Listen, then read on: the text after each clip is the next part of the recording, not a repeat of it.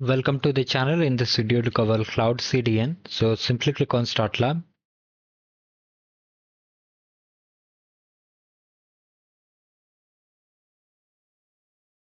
Just right click and open an incognito window.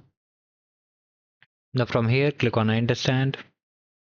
Now from here just click on it to activate the Cloud Shell.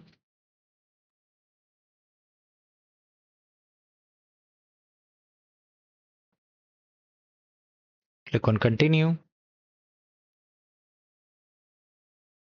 Click on Authorize.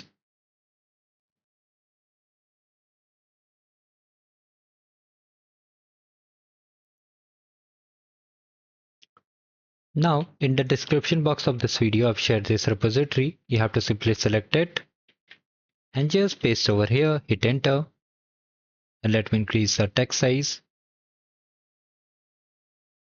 That will take few seconds and all the things are done. Now check the score, and if you want this yellow check my progress bar, you can check the video description.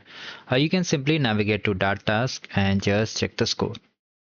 So like this we completed the lab. Do like the video and just subscribe the channel.